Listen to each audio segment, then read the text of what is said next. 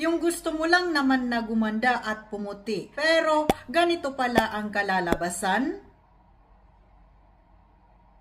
Assalamualaikum. Madami ang nagtatanong tungkol sa ZH cream. At ako naman ay napa-research kasi hindi ko kilala si ZH cream. And to my shock, kakambal lang pala ni BL cream si ZH cream. And come on guys, mura lang ito binibenta. Ayan sama pa talaga si Erna. At pinagkakakitaan para ipang mix sa ibang lotions and creams. And you advertise it as all-in-one, pampaganda, pampaputi. At para sa lahat ng problema mo sa skin, with instant result. Pero alam mo ba na mas mahal kapag nasira ang kidneys mo? Minor lang na side effects ang paglagas ng buhok, pagnipis ng balat, mabilis magkapasa at osteoporosis, pero nakaka-alarma pa din ang mga ito. Anyway, may mga videos na ako all about BL cream at ilagay ko ang mga links dyan sa comment section. At in case na biktima ka ng BL cream at nagsasuffer ng mga side effects neto, ay may mga videos na din ako. Biruin mo yon, gusto mo lang gumanda at pumuti ng mabilisan dahil naniniwala ka sa magic,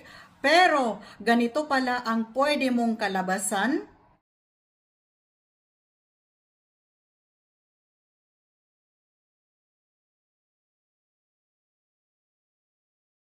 Dahil kambal si ZH at BL ay talagang parehas na parehas sila. Kaya napabili ako ng BL kasi may mga nagsasabi din na walang leaflet ang BL, kaya eto na. I guess, kaya nagpalit or labas ng bagong product na ZH ay dahil nga medyo mahigpit ng makabili ng BL dahil kailangan na ng resita. Unless na lang sa mga patagong nagbebenta. So eto, may leaflet. Kalagay lahat dito ang precautions, para saan ito, ano ang mga side effects at kung ano ang nilalaman ng BL cream. Mag-research kayo at lalaman nyo kung para saan ito or panoorin nyo sa video ko andyan sa comment section. Para sa mga palaban dyan at walang ganito, ang ZH at BL cream ayon sa nakasulat dito ay para sa mga kati-kati kagaya ng an-an, hadhad, buni, alipunga, at iba pang fungal infection. Meron ka bang mga kati-kati sa buong katawan mo kaya gusto mong gumamit ng